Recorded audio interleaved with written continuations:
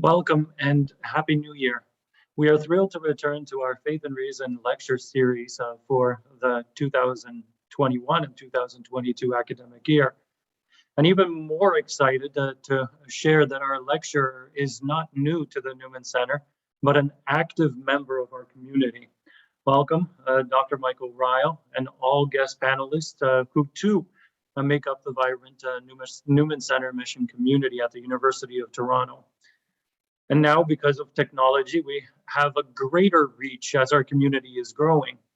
We have attendees from across Canada and the US here joining us tonight. Thank you all for attending. Tonight, Dr. Ryall will be engaging us as he delves into an interesting area of science. Artificial intelligence is an exciting and very active area of research in computer science. Many describe the goal of this line of work to be the creation of machines with human-like intelligence.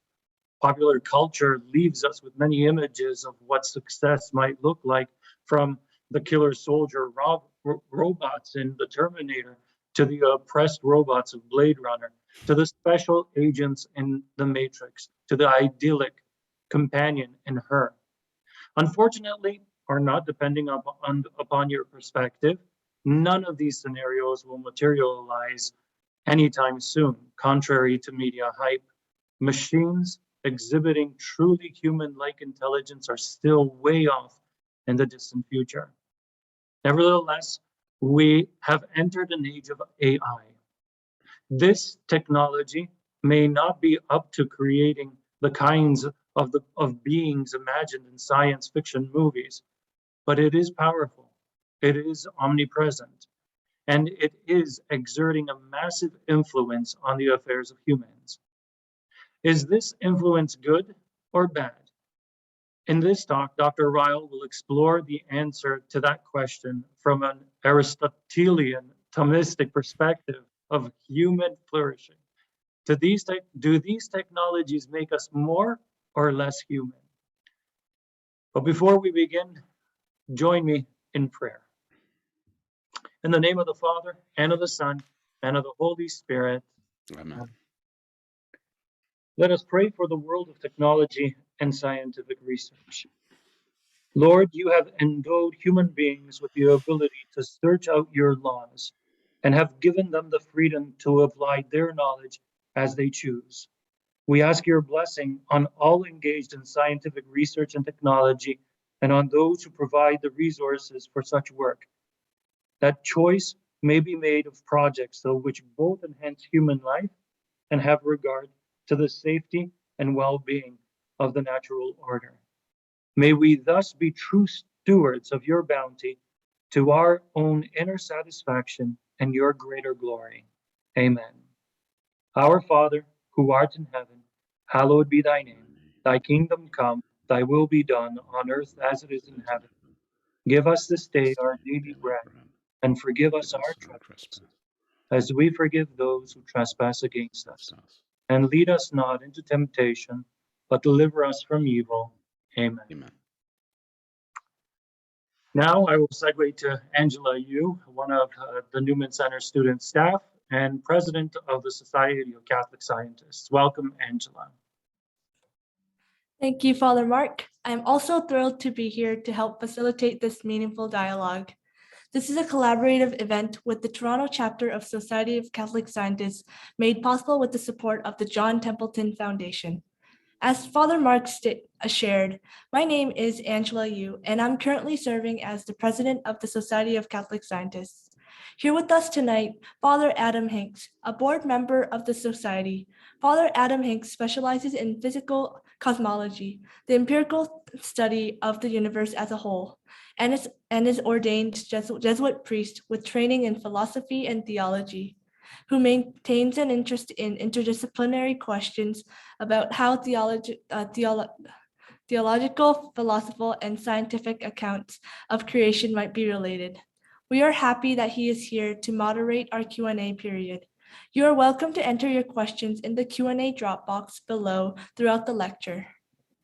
Welcome, Father Adam Hinks, and now let us welcome our guest lecturer, Dr. Michael Ryall, and learn a bit more about him. Michael Ryall is a professor of strategic management at the University of Toronto. As an economist trained in game theory, his best-known research is on value capture model, a theory that provides a mathematical foundation for his business strategy. His career-long passion is investigating human learning in complex, interactive, and dynamic settings. Most recently, this interest led him into intersection of game theory, casual inference, AI, and philosophy. His research regularly appears in peer-reviewed journals such as Management Science, the Strategic Management Journal, the Academy of Management Review, and the Economic Journal, amongst others. His teaching spans a wide range of topics, including core business strategy, advanced strategy, business ethics, data analytics for casual inference, managerial economics, and game theory. He has taught at the undergraduate, MBA, master's, PhD, and executive levels. His professional service history includes various editorial roles at leading scholarly journals, co-founding 2 academic associations, and the organization of many scholarly conferences and symposia. He has successfully raised funding for his research from prestigious granting bodies, including the A.P. Sloan Foundation, the Australian Research Council, and the Humanities Research Council of Canada, amongst others. Welcome, Dr. Michael Ryall. We are delighted that you are here with us tonight. Well, thank you so much. That was quite an introduction. So first of all, I'm delighted to be here and honored to be here. As Father Mark said, I've been a long, avid fan of the Newman Center at the University of Toronto. This is an institution that does amazing work and much needed work, both intellectually and in terms of formation and faith formation. And it's always been just a wonderful group of individuals that populate the place. So I'm delighted to give this talk. Let me go ahead and start. I've got a PowerPoint slides here. So as Father Mark said, this is, in fact, Father Mark, I think, gave about the first half of my talk, so we might just want to skip to the end.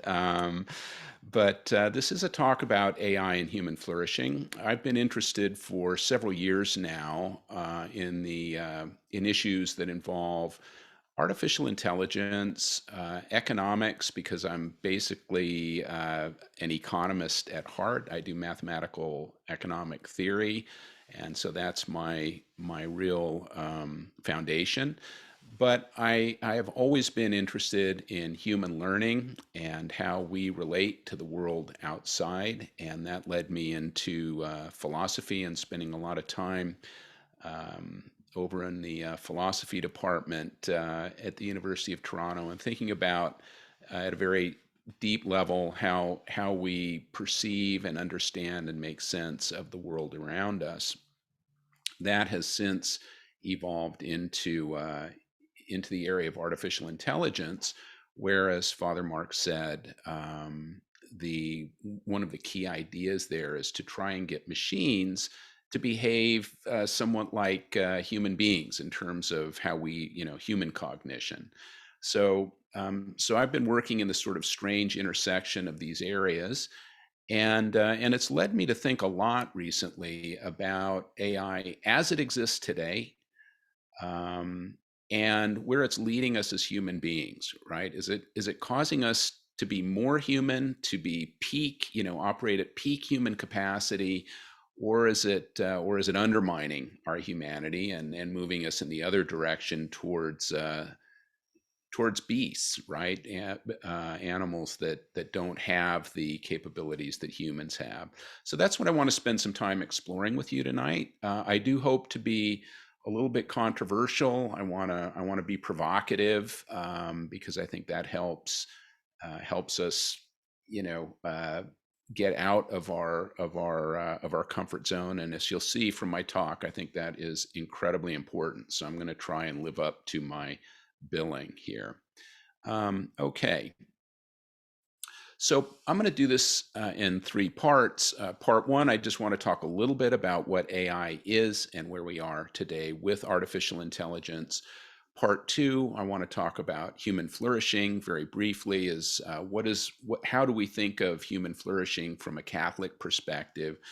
And then I want to bring those ideas together and ask the question, okay, is the AI helping us become better humans, or is it undermining our humanity? So let's start with AI. What is AI? Well, as Father Mark indicated at the beginning, we have the Hollywood imagination, and he mentioned a whole bunch of artificial intelligences in movies that I missed, some really important ones, but you get the general idea, the Terminator, Skynet. I got one that he missed, which is HAL from 2001: A Space Odyssey. That just could be because of my age relative to his. But we see, good robots and bad robots, and good computers and bad computers, and they have feelings, and sometimes they're victims, and sometimes they're out for revenge and whatnot. But they're very human-like. The reality of AI is this: you go to Amazon to rent AI, the movie, let's say, and you get a list that says customers who watch this movie also enjoyed these other movies, right? Or you're buying a product that says, oh, maybe you should, we just saw that you bought some coffee. Maybe you should also look at these coffee makers, and so on. All of this suggestion is fueled by artificial intelligence, and as we'll see in a second, artificial intelligence is everywhere. It's everywhere. We are living now in the age, we're at the beginning of the age of artificial intelligence. It is pervasive. As Father said, the definition, sort of the textbook definition of artificial intelligence is machines that perceive their environments in some way and take actions that maximize their chances of achieving their goals. Now, their goals are programmed by human beings. So a human decides that my goal is to get people to rent more movies from Amazon. And then the goal of the artificial intelligence is to find ways to get more people to watch more movies on Amazon, for example. The ultimate goal, as we said, is what in the industry is referred to as human-like intelligence. And by human-like intelligence, we mean things like conceptualization, the ability to be self-aware. That this would be sort of a huge distinction between humans and machines. Self-awareness, the ability to identify causality in the world. If I do X, if I go out and let the brakes off on my car when it's parked on a hill, what will happen? And so on. And so all of these are sort of features of things that human beings can do. What computers can do right now, and by the way, as Father Mark said, we are, despite the hype, we are way, way, way, way far away from machines that can do a lot of those things, if we ever get there. And I think that there are very compelling arguments that suggest that that machines will never actually have human intelligence, but they may go very far in imitating human intelligence. But we'll never have self-aware machines. That's from a Catholic perspective, that's not going to happen, and there are reasons for it, but I won't go into them right now. But what I want to talk about is what the machines do now. What is artificial intelligence doing in our world today? And what artificial intelligence is capable of is sophisticated pattern recognition. Now, it's going to turn out that is actually a very powerful capacity. Sentient animals have this capacity. So the ability to have an imagination, i.e. recognize patterns in the world around you, is a very, very powerful cognitional function. And computers are getting very, very good at doing this and even doing it better than humans. So pattern recognition is something that the computers do quite well. And so we need to think about, well, how is this capacity being used? And is it complementing us or taking away from our humanity? Here we go. Oh, hang on. When I say it's powerful, and when I say that we're living in the AI age, we're all very familiar with these shopping suggestions. You know, we get them all the time. We get them when we're doing Google searches. We get, things popping up that suggest things we might like to buy. These algorithms are getting very, very sophisticated at zeroing in on our interests and our preferences. But there's a lot of other applications of artificial intelligence as well. So, for example, we've probably all experienced chatbots, where the first line of customer service is a chat window that isn't being run by a human, but is being run by an artificial intelligence. This is probably cost effective versus paying someone in some other part of the world to go down a list written on a piece of paper, that they ask and try to zero in on your problem. We just have the computer do that, right? But also things like food production. So artificial intelligence is used to determine optimal pesticide distribution, given soil analytics and fertilization and so forth, which is not only going to increase yields of food, but also reduce the sort of random spraying around of toxins that get into the environment. We may all have had experience with AI in the fraud prevention area. I'm speaking to you from Arizona. I just traveled down from Toronto to be with my family.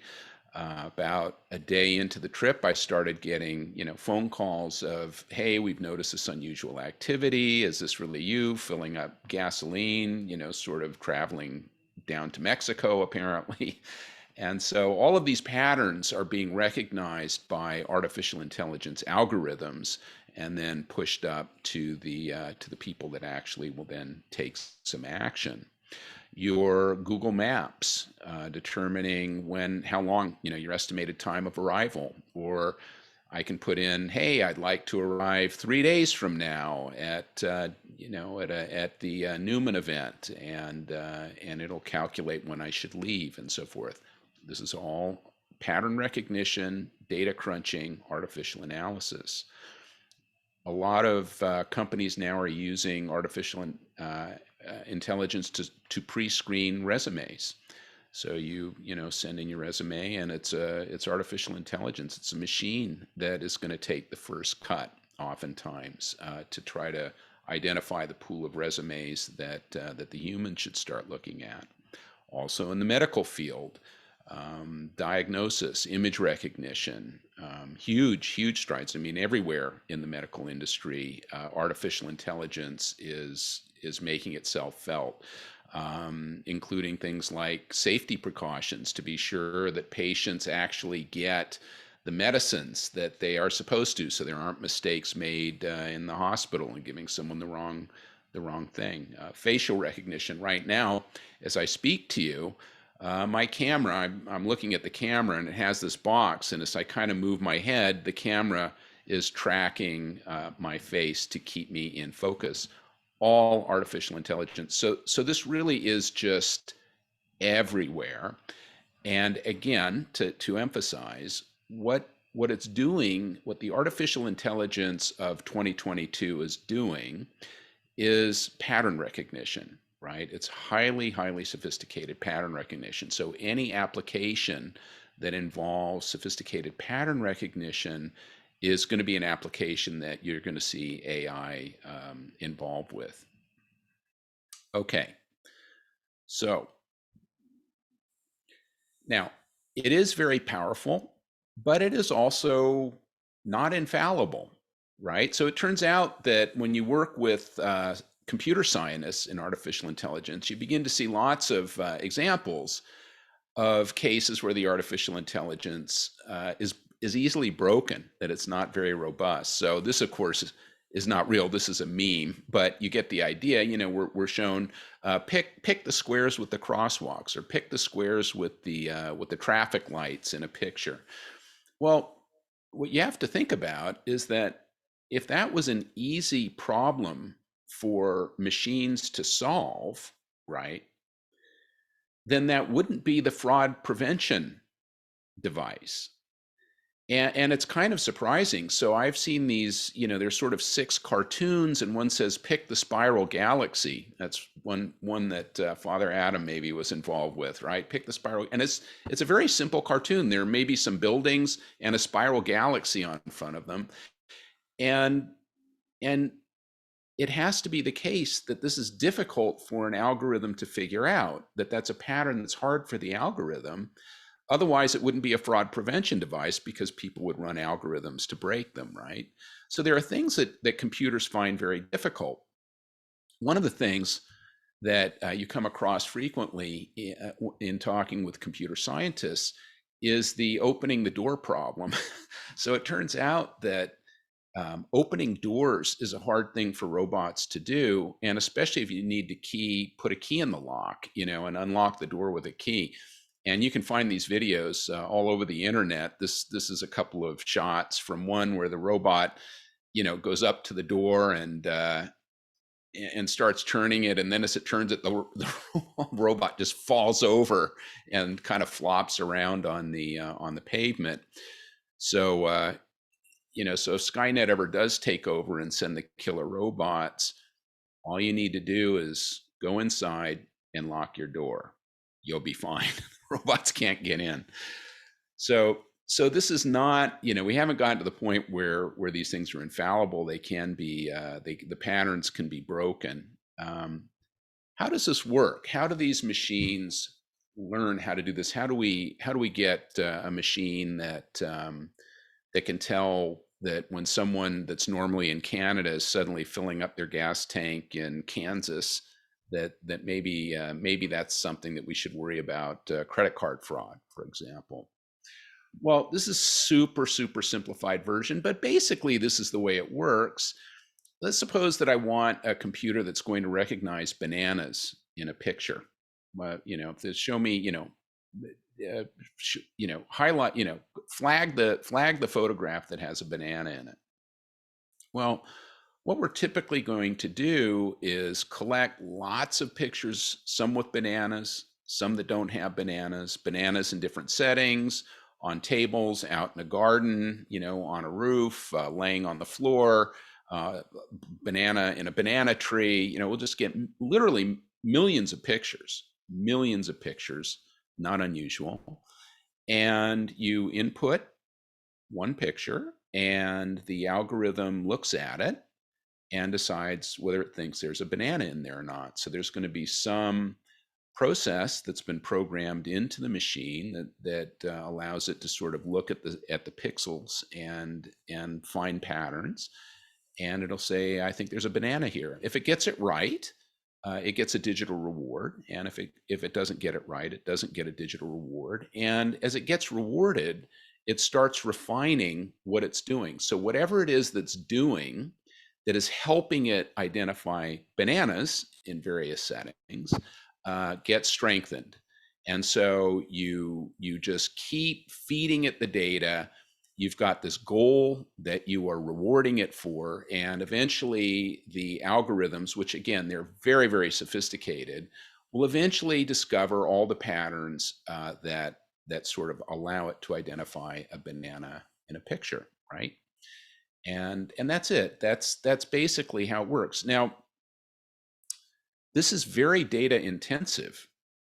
this process is very data intensive. So to get the kind of AI that is reliable in doing what it's doing in terms of pattern recognition, you need to feed the algorithm lots and lots and lots of data, right? And this is why where we get the term big data. So lots and lots of data to train the algorithms. Now, obviously, if you're Google or you're Amazon.com or you're Twitter or Facebook or any of these large companies, you're just scooping up tons of data.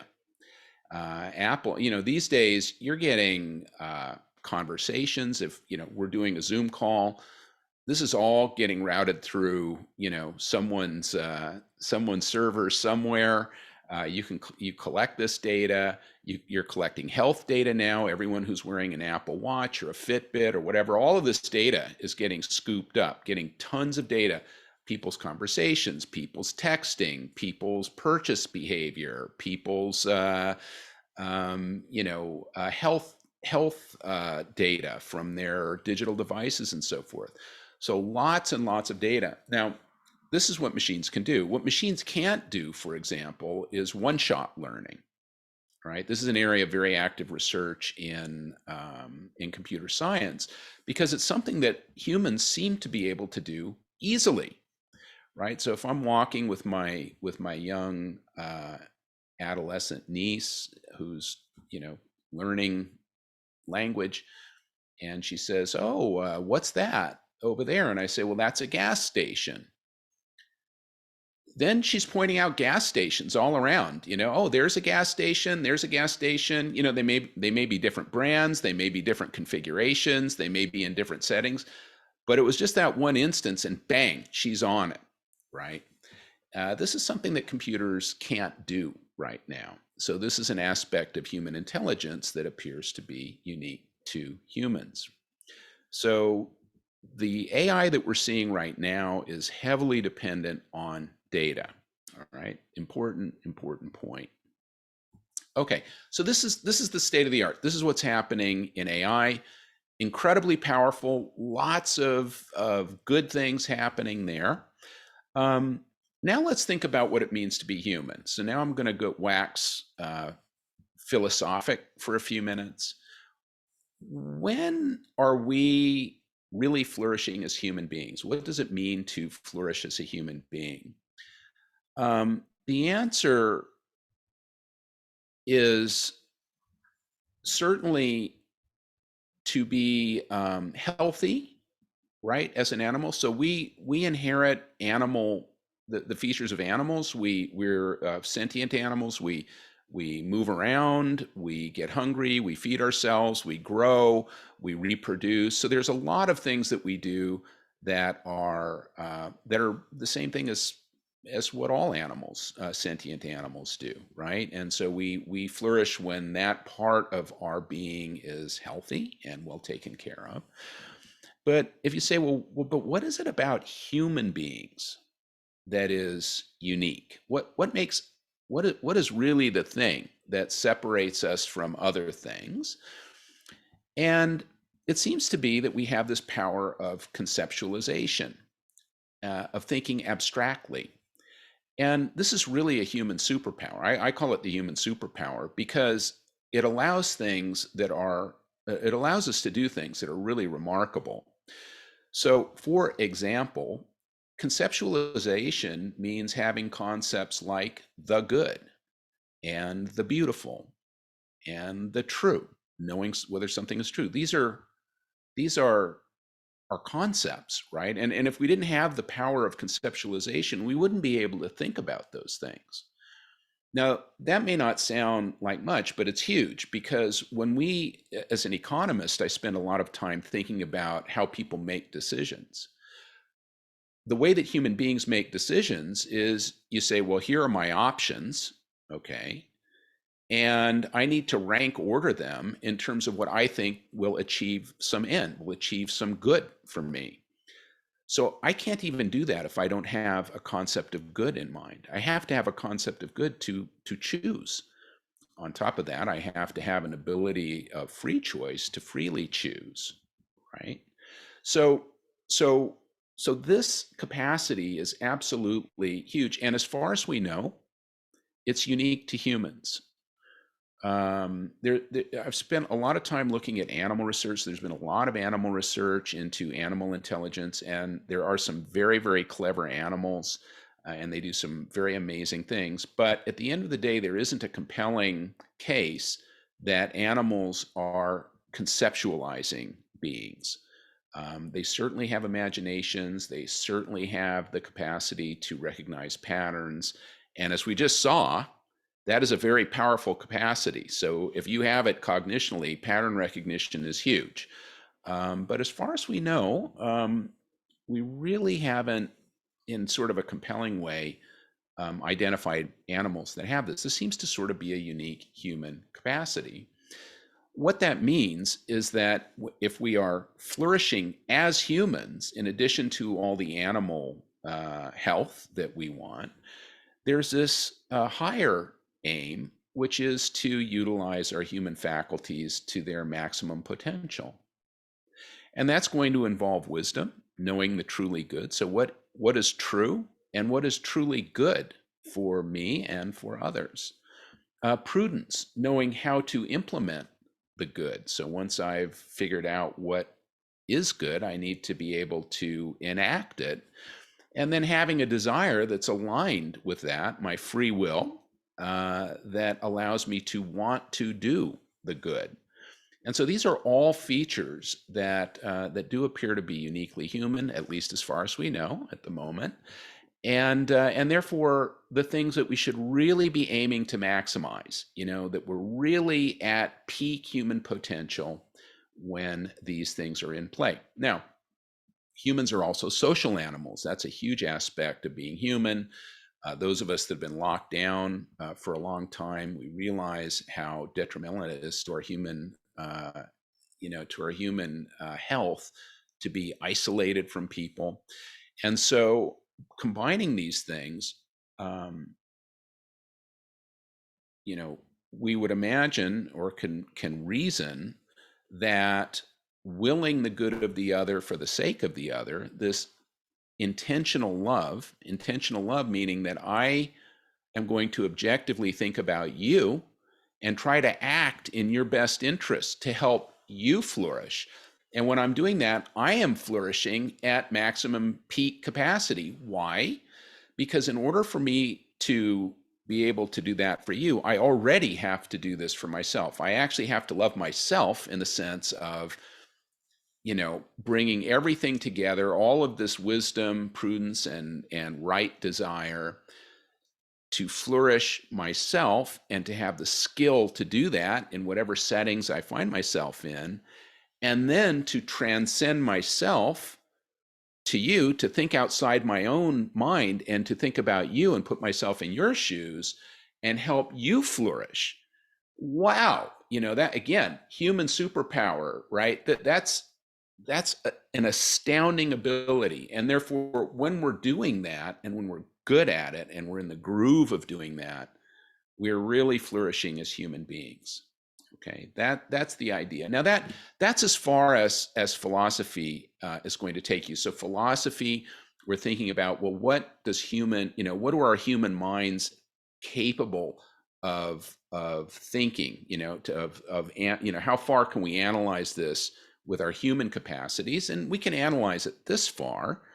Obviously, I've given a very sort of top line analysis. And I'm not doing Thomas Aquinas as good service, but I think it's a fair summary of the idea. And then as people of faith, right, we also have sort of a transcendent vertical transcendence. So we can think of horizontal transcendence as loving others, but we, of course, are God, are people of God.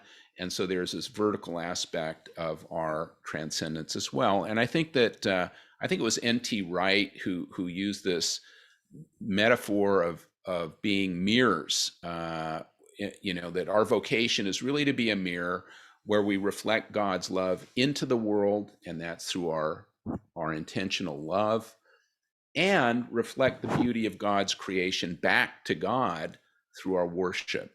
And so this brings us into the realm of the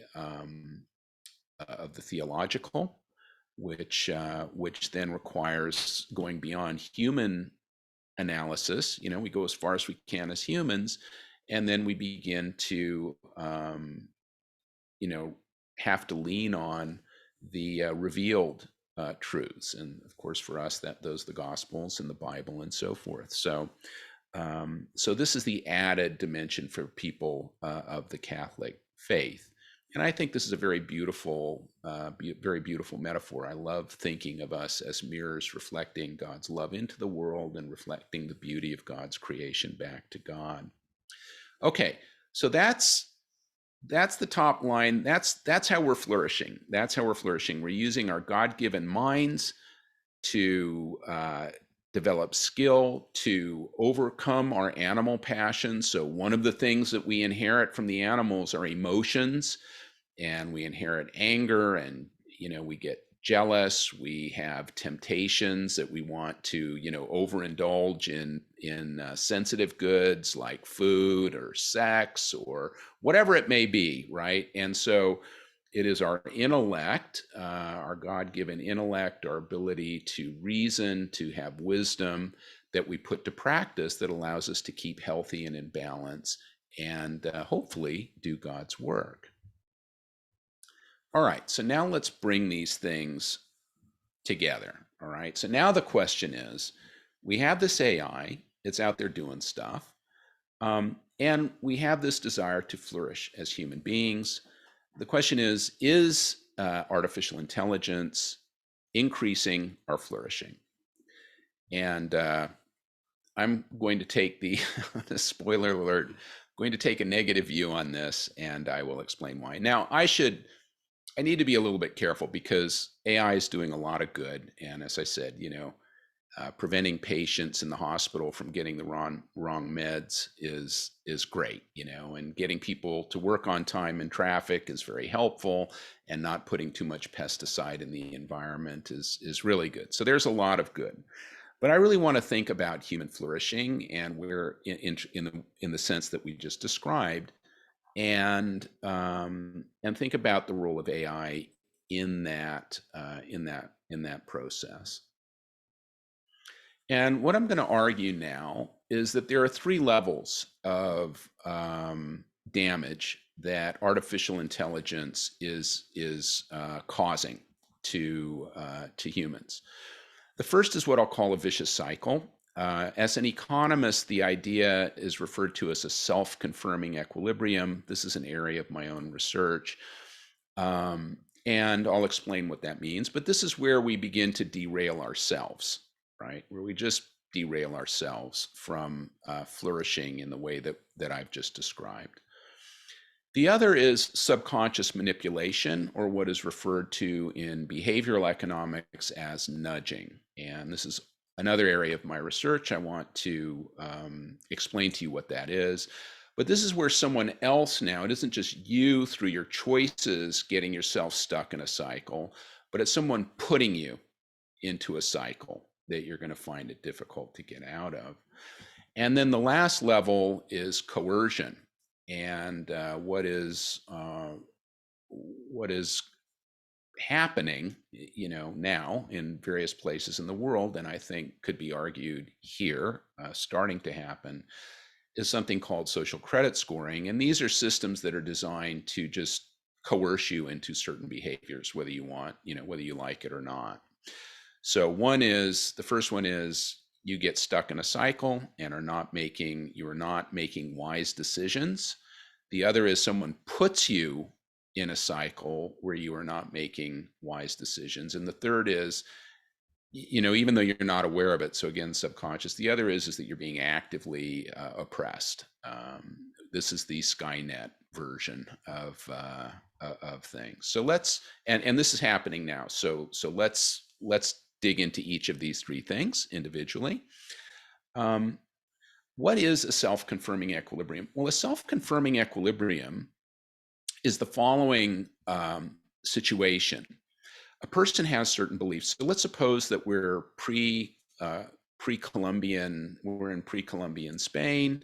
and we believe the world is flat. We have a very strong belief that the world is flat. Now, that belief causes us to act in a particular way, and the way that we act in that case is going to be to sail close to the shore, because we don't want to sail off the edge of the earth. Now, the problem is that my action that is based on belief, and my action is rational given my belief, does not generate data that disconfirms my bad belief. Notice, believing the world is flat is a bad belief. It's wrong. It is not true. It is not wisdom to believe that. But because I believe it, I choose actions. My actions have consequences that I observe, but the consequences that I observe never disrupt my beliefs. And so that belief is both maintained and even strengthened over time. Okay, so that's the idea. Key point is that this is rational. So this does not require someone to have a psychological problem. It does not require someone to have a psychological bias or anything. It's just that my beliefs lead to actions that don't disconfirm my belief. And I'm being completely rational because I'm basing my decisions on data. Okay, so this is not being irrational. Okay, well, some of you may have seen this movie called The Social Dilemma. And if you haven't seen it, I urge you to watch it. It's fantastic. The Social Dilemma is a documentary in which a number of the people who invented social media and played a role in it and continue to play a role in it begin to express concern at the Frankenstein monster that they've created.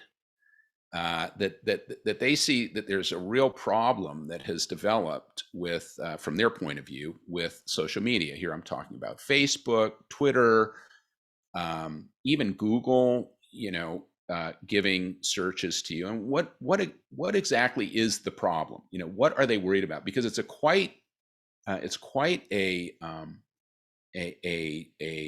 open discussion. They are openly critical of themselves. And saying we've really made a big mistake. We've created something we didn't foresee. The problem that that these social media systems are going to provoke, and what is that problem? Well, it's the involvement of AI, which sort of leads to you training you in some sense. So you come to the internet with some beliefs, some interests, perhaps. You have some thoughts of, I don't know. It could be politics, or it could be really just about anything. What movies you want to watch, whatever it is, whatever you're going to the internet for, and you're going to choose things that look interesting to you. Now, the artificial intelligence at this early stage is designed. What is the reward for the machine? The reward for the machine is to get you to click on stuff, right? There's money in you clicking on stuff. Google is selling clicks to people. So we want to use the data that we have to teach the internet browser or the Amazon engine or whatever it is to induce you to click on things, to present you with a list of things that you will click on. And then the AI gets rewarded for clicking when you click on things. And then it becomes very smart in analyzing all this data to set up algorithms that get you to purchase things and click on, make clicks through to news items or memes that you love or whatever. So the AI is starting to filter the information. Now, the problem is that you're looking at things that the things that you want to click on are things that validate your beliefs. And this is because I think it's evolutionary. It is a really good thing to learn the truth about things. So if I'm in the savannah and I'm, prehistoric, and I'm chasing a deer for some food and it runs into some bushes, to make a decision about whether there's something dangerous in there. Maybe there's a lion in there.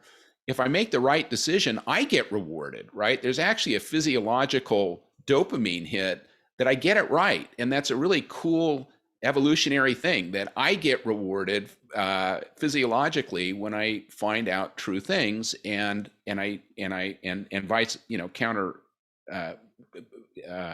vice counter positively when if I get something wrong, I don't feel very good. But what's clear is there is this positive physiological hit that you get, this pleasure of being right about something, and that can be a very powerful physiological way that we actually learn to find out true things, right? But what's happening here is that is being subverted by the AI giving me things that I want to see that validate my view. I like having my view validated for this very reason. And so this becomes a self-confirming self-confirming equilibrium. In other words, I'm choosing things that I like. The AI is feeding me things that validate, and that feels good. I don't see information that's conflicting with my beliefs. It's a system that feeds me confirming information and filters out disconfirming information. Okay. And what's the problem with this? The problem is that it's undermining my human superpower. The thing that is very hard for us, and those of us that that work in universities or in the teaching profession, trying to teach young people things, it is hard work. There is no easy way, and you've got to fall down and get things wrong before you can get things right. It's actually very unpleasant, right? It's actually very unpleasant. So, but what that does is it develops wisdom. That's how I learn how to think about things, how I develop skills, how I learn the truth, how I learn to seek the truth, how I learn to think critically, right? It is by having my beliefs challenged and sometimes being shown that they're wrong.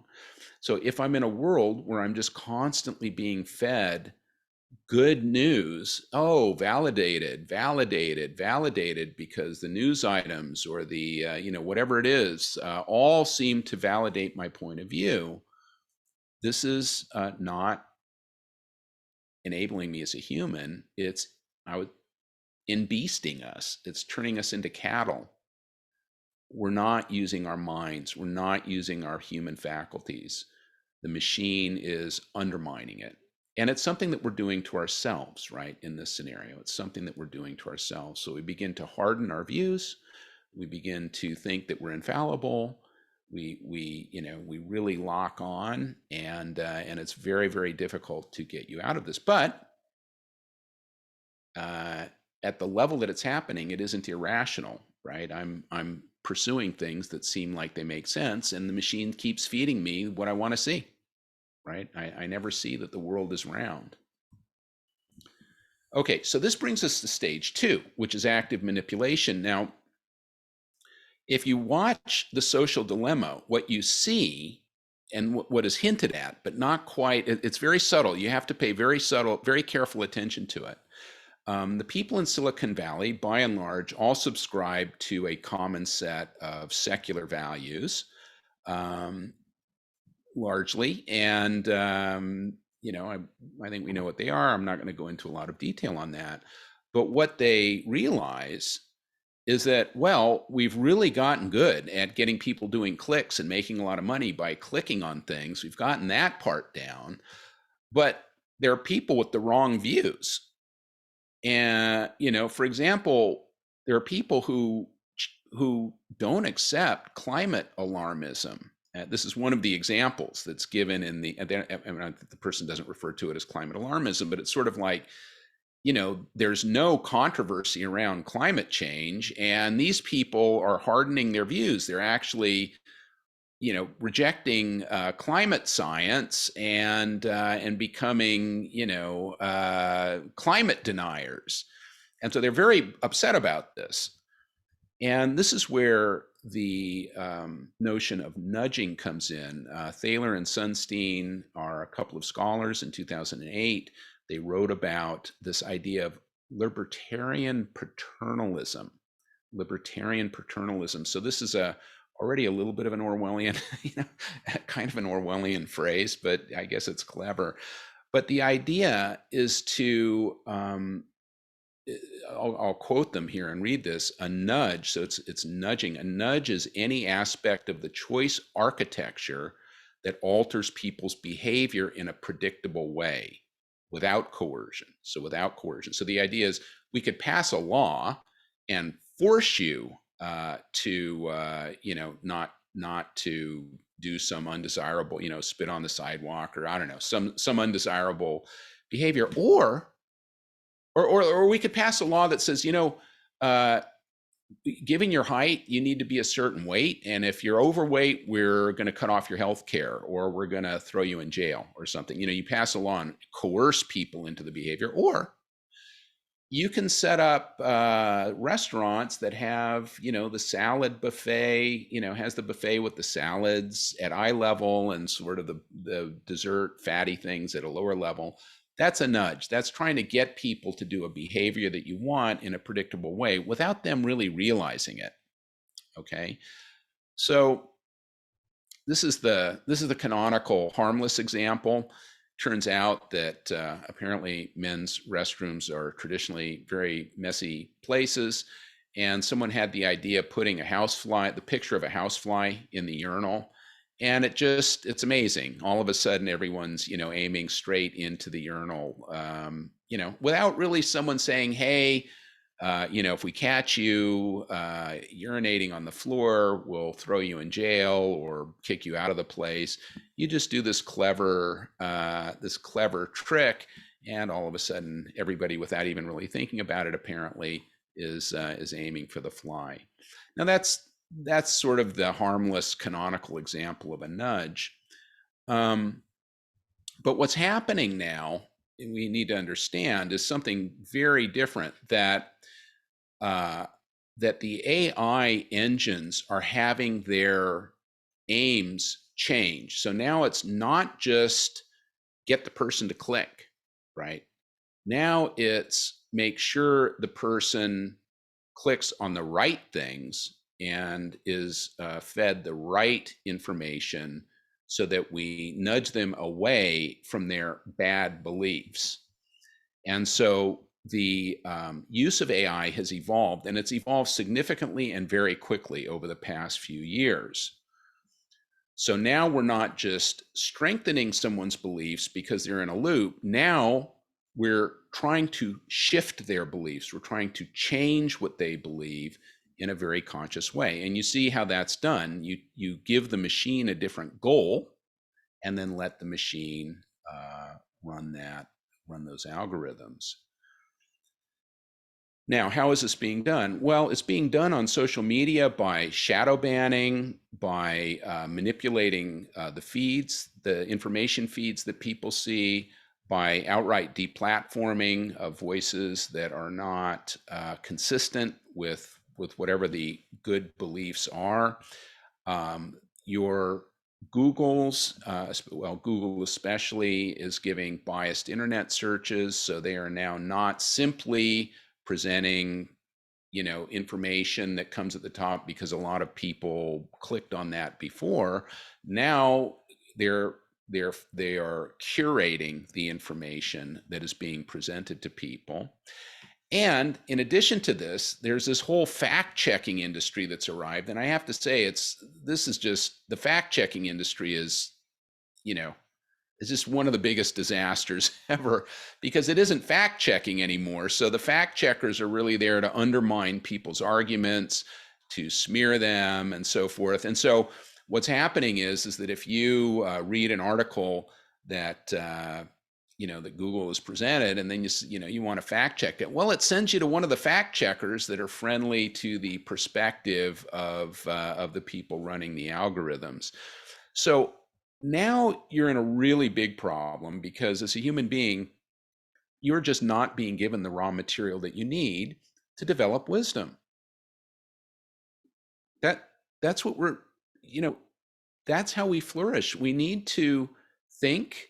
We need to analyze. We need to, even if the conversation is messy or controversial, every human being needs to be engaged in the process of thinking and developing wisdom in the service of A, loving others, and B, loving God. You know, if you're a Catholic, that's an important one, and you need your faculties fully engaged in order for you to do that properly. So now you're having your faculties intentionally undermined, and that's a serious problem, right? That's an even worse problem than you accidentally undermining your own views. Now you're being manipulated by someone else. Now I'm going to use some examples that, you know, where the purpose of the examples that I'm going to present are not to argue one side or another. Really the question here is, are the facts that I'm about to present to you facts that you knew about? Had you heard this before? If you had, then you're doing a good job of keeping informed. If you haven't, then there's a very good job that you're being manipulated by the AI that is everywhere, omnipresent, and controlling information that you see in a big way. So there is information out there. It isn't that there isn't information. It's just that it's very difficult to find certain kinds of information. And the example that I'm going to give, because it's very timely, is the COVID narrative. And I'm going to call it the status quo COVID narrative. So here's what I think the four legs of the table are on the COVID narrative. One, the COVID pandemic presents an existential threat to society. Two, the vaccines that are available in North America, which are mRNA and vector vaccines, are safe. Three, mRNA and vector vaccines are effective. And four, unvaccinated people pose an asymmetric threat of infection to vaccinated people and others, and of a threat of overwhelming hospital capacity. Now, I want to be clear. I'm not challenging this narrative. I'm not taking a stand on whether this is right or wrong. I will say that each of these assertions is highly contentious and under great debate within scholarly circles. So none of these things are just accepted within the circles of people who are scholarly. There are great scholars who challenge these things. I'm not here to, I'm not a epidemiologist. I'm not here to weigh in on this. But my point is this: this is the narrative that is okay. And the question is there some of the data that seems to raise questions about this narrative? Are you aware of it? Have you heard this? So let me give you some examples. So the huge societal threat that is posed by COVID, right, that is legitimized shutting down the economy, forcing everyone to wear masks, putting out vaccine mandates, and so forth. If you go back to the Pfizer trial itself, and this is available online, so this is from Pfizer, the probability of contracting COVID, if you were unvaccinated, is 0.0088. That's the probability of contracting COVID in their report. The probability of contracting COVID if you are vaccinated is 0.0004. So what we hear is that the vaccines provide 95% risk reduction. But basically, if you ask someone and said, hey, what's the chance that I get, that I'm going to contract COVID? And they say, well, it's something less than 1%. And you said, well, but what's the chance if I get vaccinated? Well, it's something less than 1%. It's hard for the human mind to sort of deal with numbers this small. So this is the difference between absolute risk reduction, which is something less than 1% to something less than 1%, to relative risk reduction, which is 95%. So the difference between 0.0088 and 0.0004. I'm not saying that it's wrong that we should, that we shouldn't be forced to take vaccines or whatever, that they're not effective. I'm just asking, Were you aware of this? Had you seen this anywhere, right? Did you know that 95, this is according to the CDC, 95% of COVID deaths had at least one comorbidity, and on average, 4 comorbidities. So most of the people that died were basically dead already. I mean, they were, on the way out. 4 comorbidities is a serious problem. You're not long for this world at that point. And in fact, that's true. The median age of Canadian COVID deaths, people who died from COVID or with COVID, was 86 years old. The life expectancy in Canada is 84. So the people dying from COVID were outliving the people who weren't dying from COVID. Hospitalization rates, we keep hearing about, how terrible it is. People imagine that if they catch COVID, they're going to end up in the hospital. In fact, when we look at the data, 2% of people infected with COVID go to the hospital. And this is comparable to the flu. It's about the same. Now, is that a societal threat? Is it not a societal threat? I'm not really weighing in. I'm presenting you with data that raises questions. And my question to you is, did you know these facts? This is government data. This is not controversial.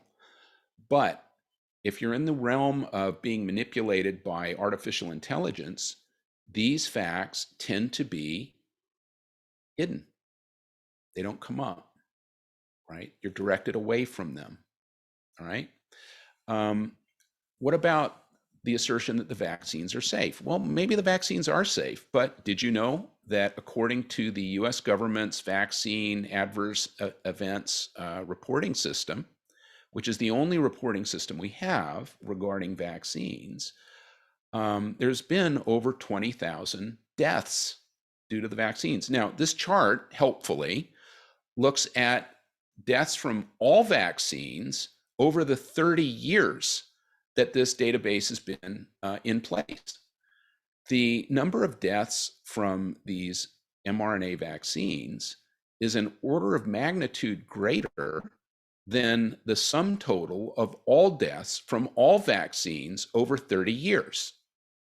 Now, again, I'm not saying that that's a risk that we shouldn't take with the vaccines. That's not my point. I'm not making that argument. I'm just asking you, were you aware of that? Or, because this is something that isn't coming up in the Google searches, and it isn't coming up on Facebook, and it isn't coming up on Twitter. People who raise these issues, if they have a large enough following, actually just get kicked off the platform. All right. So again, this raises questions. Of course, it raises questions. Say, this is unusual. I'd like some answers. If you never see the data, you're never going to ask the questions. The vaccines are effective. This is from the data from the COVID-19 Ontario data set on a per 1 million population basis. So these are rates of infection. This is not total infection. Obviously, most people are vaccinated. Over 80% of the Canadian population, I believe, has been vaccinated. These are rates, right, per 1 million. And what you see earlier in the year, coming out of August, the unvaccinated are having more infections. Now, presumably the reason for this is that the unvaccinated are being forced to be tested and the vaccinated are not required to be tested. So you're seeing more positives. Then we get Omicron. And on December 20th, the vaccines had negative efficacy, all right? In other words, you can see the crossover point. Those who were fully vaccinated were more likely to be infected with Omicron than those who were not vaccinated. Okay, this is quite startling, and it raises a lot of questions. And on December 29th, you may not have heard, or you may have, the government told vaccinated people to stop getting tested. So you're not going to turn up positive if you're not testing yourself. Now, again, these this is data that, there can be a lot of explanations for these various things that I've shown you that are completely consistent with the status quo narrative. And there are a lot of very smart people who are arguing that they are. That's not my point. My point is, were you aware of this? Had you heard it? Does it pique your interest? Does it make you say, gee, I hadn't heard that. That's something I'd like to hear more about. That's the problem that I'm referring to. Last, and you might say, well, we knew that the vaccines don't prevent infection and spread, and we do know that the vaccines were not created to prevent infection and spread. But the unvaccinated are flooding the hospitals, and it's a pandemic of the unvaccinated. This is the availability of ICU beds in Ontario going back to May. At no point is hospital capacity, are we running up against hospital capacity? At no point does that happen. We are not in an emergency. We were not in an emergency. We have not been in an emergency since May of 2020, at least as far back as this data goes. And by emergency, I mean, we run out of hospital beds, which is the argument that we hear. Now, again, there can be a lot of explanations for this. I'm not a hospital administrator. I don't know what this means. If you fired half your doctors and nurses because they refuse to get vaccinated, obviously that's going to have an effect on hospital capacity and so forth.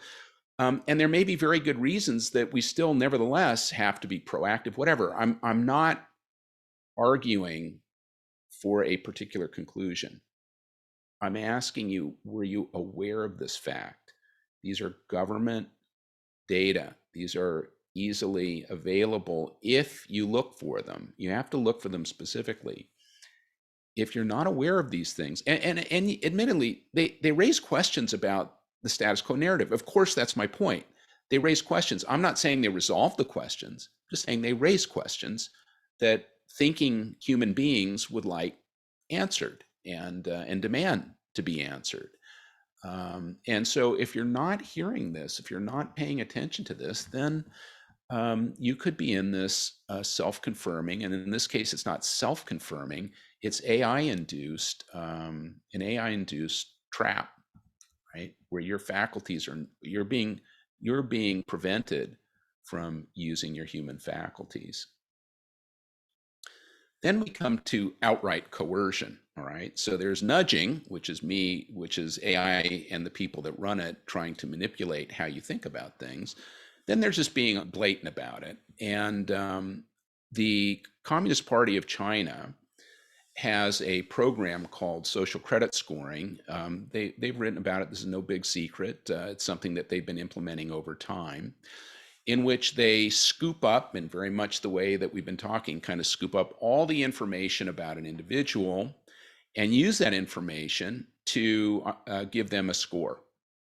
I think presently the scale is like 350 to 750 or something. So you get some score in that amount. The stated goal is to create, quote, trustworthy citizens, and they grab everything they can. Your online activity, your personal contacts, the amount of time you spend video gaming, surveillance videos from the surveillance cameras that are everywhere, recording your speech, phone conversations. They themselves say, we want to keep track of people giving insincere apologies, right? Kind of thinking, wow, are you Christian? Are you Catholic? There are some things in China that are frowned upon, as we know. Your health records, everything, all of that data scooped up. And then that score is what determines whether you can travel, whether your kids can go to school, what school your kids can go to, your employment opportunities, whether you get a promotion, whether you get a job or not, your ability to purchase property, the types of retail goods that you have available, even your ability to have banking. They can just make you a non-person. They can just cut you off from everything. Just turn the key. So here they have certain desired behaviors, And AI is absolutely critical. The kind of AI that we've been talking about, this pattern recognition AI, is absolutely critical to this process. And let me just, okay. So, and I'm coming to the end here soon, so we can open it up for questions. Here's sort of the next step that goes along with that. This was recently published that Chinese scientists have developed an AI prosecutor. So we can look at your social credit score and we can have AI look for patterns. I suspect the way this works is I decide what I'm charging you with, and then let the AI, scoop up the fact pattern that helps put you in jail. So this is where we are, and this is very dystopian, right? This is now, not only am I not acting wisely, but I'm actually being prevented from acting with wisdom and love and exercising my conscience in the way that I think is best. But this is also happening in Canada. So these vaccine passports are social credit scoring platforms.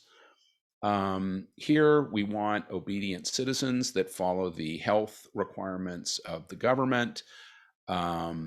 It's a one-dimensional, so the data, there isn't really a lot of AI. You say, well, I don't think there's a lot of AI involved in that. I just have to show, I have a green check that shows that I have my passport. The things that are being turned on and off are apparently at the arbitrary desire of the government. So you can have your entertainment cut off, your ability to go to the gym, your ability to go to a restaurant, your ability to go to church. Now your employment, you can be fired for not being vaccinated. You can't travel if you're not vaccinated. And people have suggested beyond this, cutting off health care, making it impossible for you to vote, making you not eliminating you from the jury pool, possibly bank access and so forth. So this is in fact a social credit scoring system. That is what it is. It's just a very simple one where we imagine that there isn't this sort of scooping up of all the data to sort of track you and decide whether you're a good citizen or not. It's just a question of whether you've been vaccinated. Yet there was last month a news item in one of the American, I think it was the New York Post, that during the lockdown, Canada's tracking 33 million phones and where they were going and who they were interacting with. That's AI doing that. That's all AI. So this is, to me, a very dystopian problem. I think that we need to be very, very careful about, what is happening here to us as flourishing, free-willed, faithful human beings.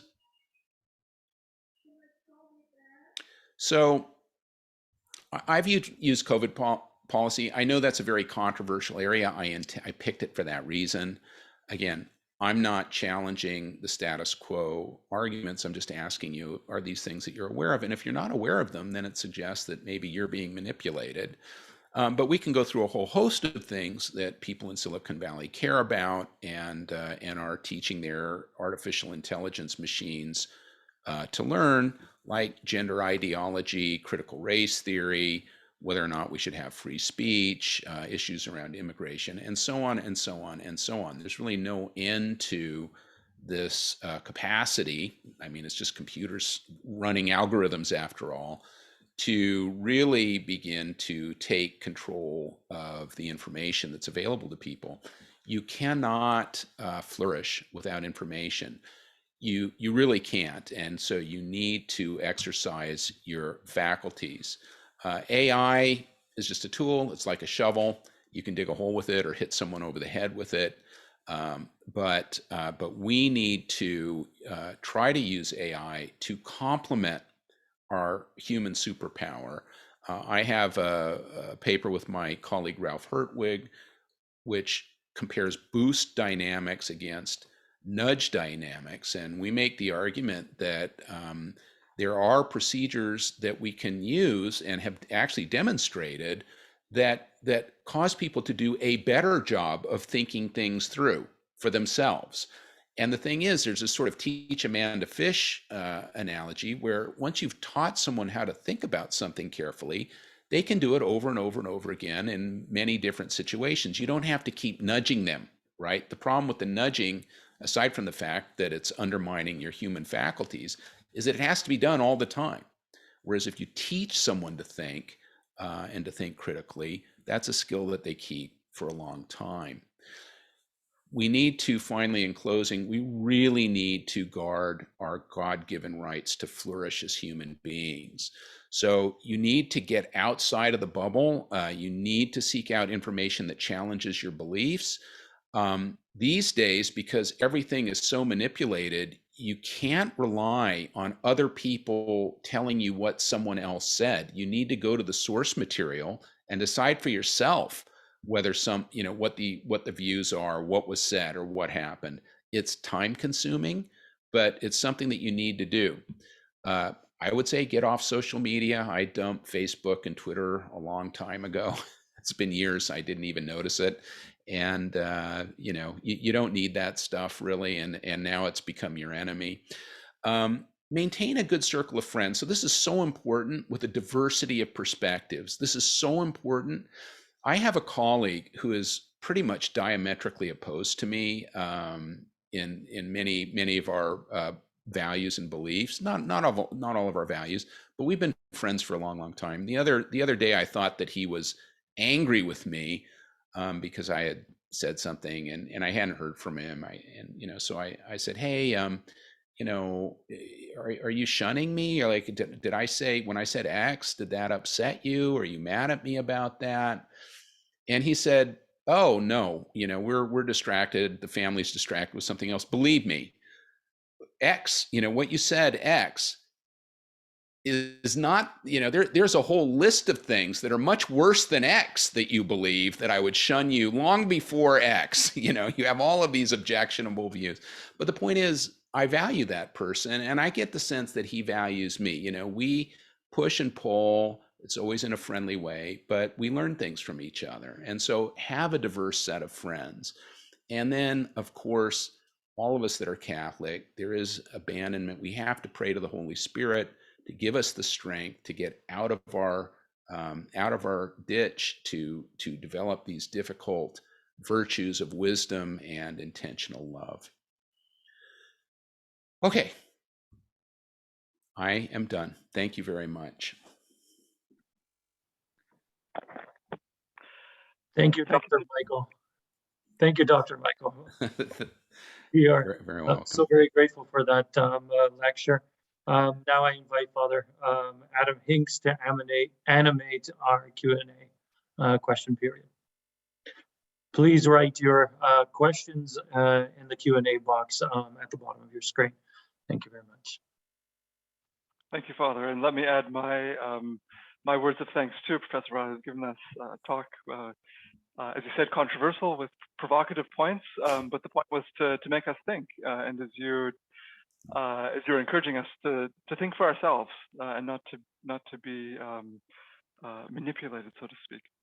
There's a few questions in the Q&A, and just a reminder, as Father Mark said, put them in the Q&A rather than the chat if you want a question. Maybe we'll just go. There's one from Angeline. Near the end of your talk, Professor, you mentioned that AI is a tool. It's a shovel, and I think this is kind of related to what Angeline brings up.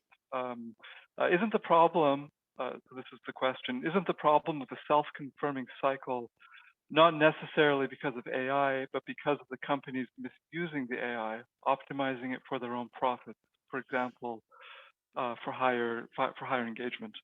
So basically, the question is the AI is the problem, or is it the way it's being used that's the problem? Yeah. So just again, the quick answer is the way it's being used, right? So the AI is just AI. The learning algorithms are out there. They're general. You can talk to these computer science guys, and they'll give you the state of the art machine learning thing, and then you decide what the machine is learning to do. Right. And so if the machine wants you to make lots of clicks, or if the machine wants to make sure you don't see certain kinds of information, the machine will learn to do that.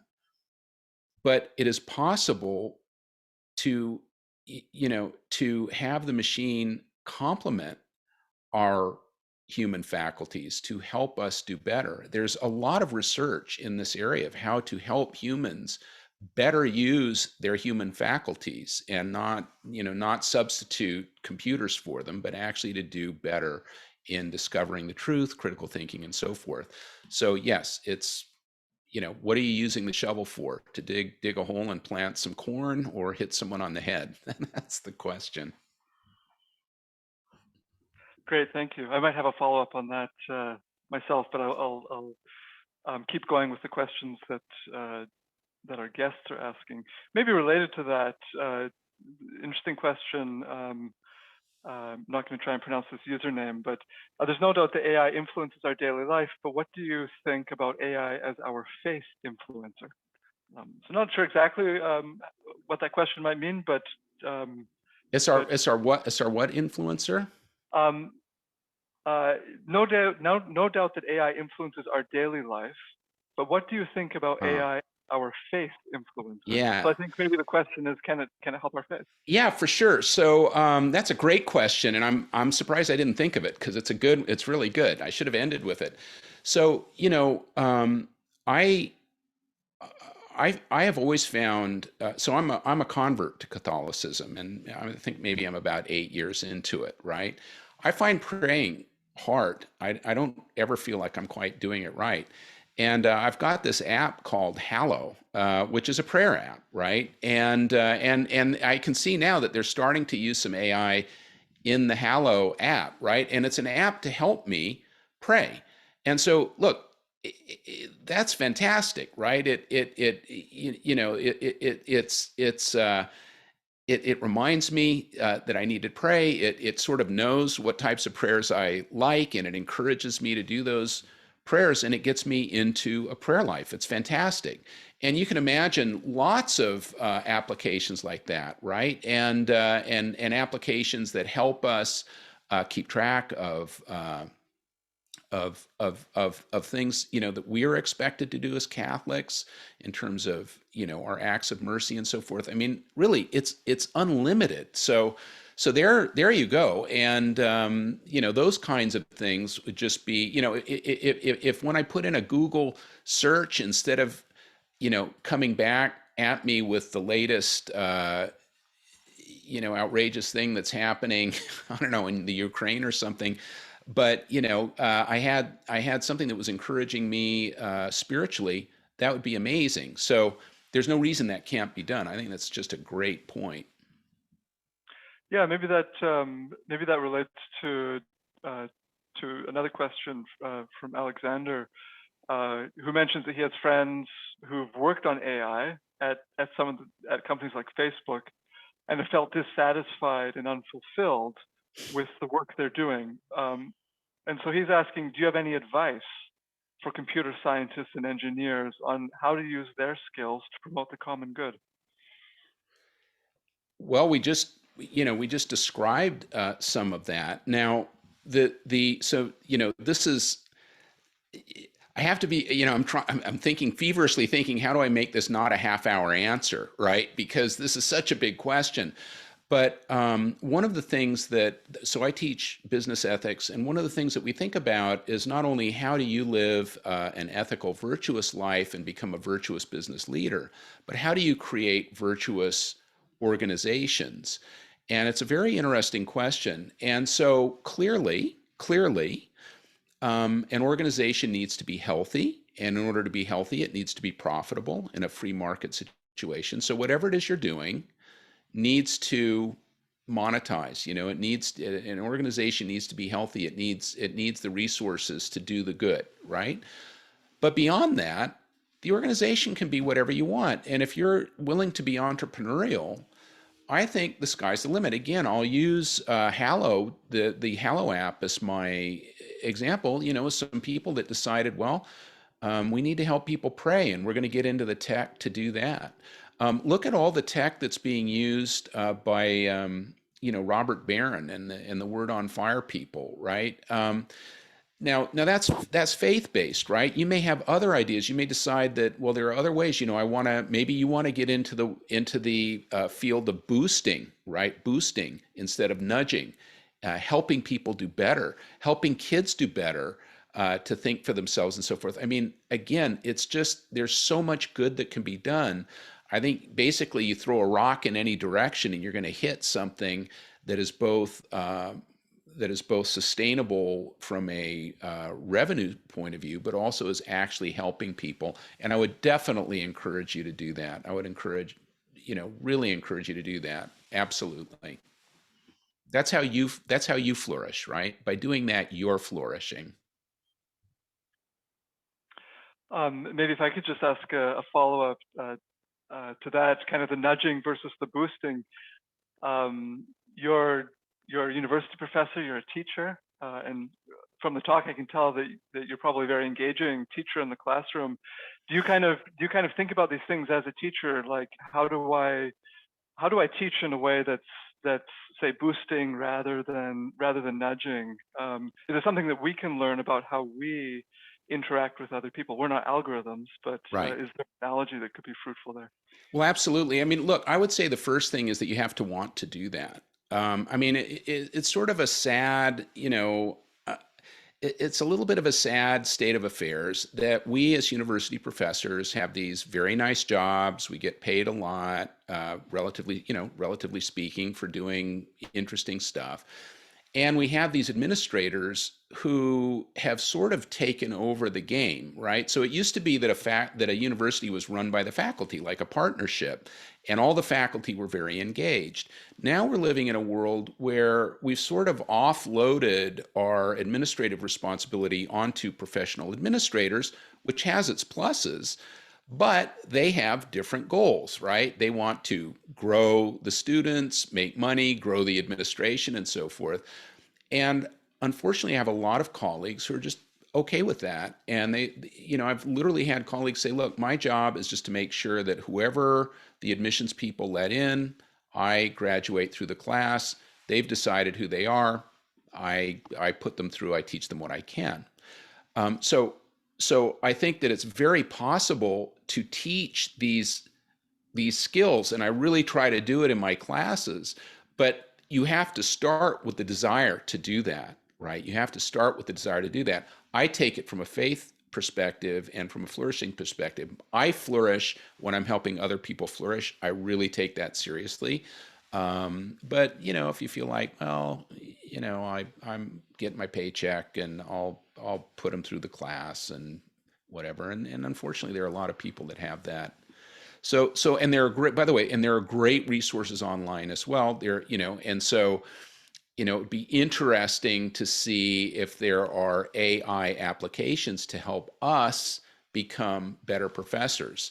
I'm not really aware of it. I know that there is some data collection and feedback and so forth, but I really haven't seen that sort of big data application. If it may be out there, but I haven't seen it. So there you go. So connecting this question to the one before, engineers, help us become better teachers. Okay, we'll wrap up soon, but maybe I'll combine two of the questions into one. Angeline again points out a lot of the problems with AI that you mentioned had to do with kind of information and gathering clicks and stuff. But a lot of applications of AI can be useful for, say, time saving. For instance, helping to organize your calendars. That might free you up for doing more useful things.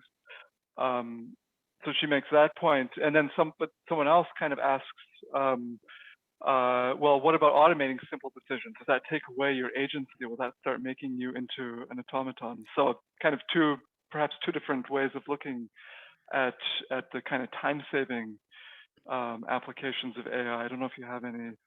Yeah, so those are fantastic questions, and I mean, clearly anything that helps you be more efficient and use your time better and so forth, those are all good things. So you have to be thinking about your end and things that are a means to an end, right? So So our certainly half of our end, one of our big ends is to is to is to uh, is to reflect God's love into the world through our and flourish by helping others flourish, to really help them flourish, right? That doesn't mean just do whatever they want. I mean, there's justice and temperance and courage, and there are things that other people may not want. Obviously, we need to develop those things ourselves.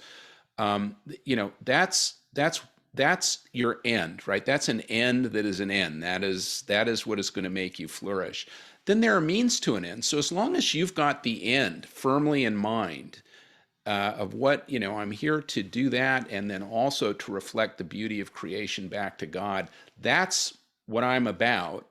Then you begin to use these things as means to that end. And so, sure, if I can save time doing some routine task, great. It gives me more time to pray, for example, or to read a book by one of the saints or something like that. Whatever it might be. Or to go to a hospital and spend some volunteer time there, right? That's fantastic. The key is to have that end firmly in mind, and then to be using the technology that helps you. Now, the second part of the question is an interesting one, because any time that the AI is doing these tasks, it's taking over that thinking from you, right? But I think these lines are going to be pretty clear. Routine, mundane tasks. I have my lights on a AI. When it's probably crazy because I'm inviting these things to spy on me in my house. I know a lot of people would just be horrified by this, but I have these lights that pay attention, light switches that pay attention to the time of day, where we happen to live, and it turns on the outside lights when it's dark and turns them off when it's light. I mean, do I really need to spend time thinking about that? No, that isn't what's helping me becoming more of a loving human being. So I think that's the key, right? Is when I'm thinking about virtue, when I'm thinking about justice, courage, intentional love, and so forth, those are the kinds of decisions that I really need to be engaged in. When my lights turn on and off, probably not crucial to whether or not I end up in heaven, right? So I hope that answers that. I think that's a wonderful place to end with our thoughts Great. on the truly good and what our real end is. So thank you so much, Professor. I think we'll have some closing words before we wrap up. Great. Yes, thank you one more time, Professor Dr. Michael Ryall, for this great lecture. Thank you, Father Adam Hinks, for also animating our question and answer period. Angela, thank you for being here as well. And thank you to all who made this lecture a possibility. God bless you all. I just want to remind you that our next Faith and Reason lecture will be on Thursday, February the 24th at 7 p.m. And it will be hosted by, it will be run by, or the lecture will be by George Weigel. We know George Weigel was a good friend of Pope John Paul II, wrote many books, beautiful history on Pope John Paul II. So we're really blessed to have him, and he'll be talking about the irony of modern Catholic history. And that will probably be our last Faith and Reason lecture. However, it will not be our last event, because we are also hosting a Lenten retreat with Cardinal Thomas Collins, and that will be held on Saturday, March the 26th at 9 a.m. So I invite everybody to join us for that. And let's close off with a short prayer, thanking the Lord for today's lecture, for all the information that we have received, and that we may use it to the best of our ability. Glory be to the Father, and to the Son, and to the Holy Spirit, as it was in the beginning, is now, and ever shall be, world without end. Amen. God bless you all, and hope to see you soon.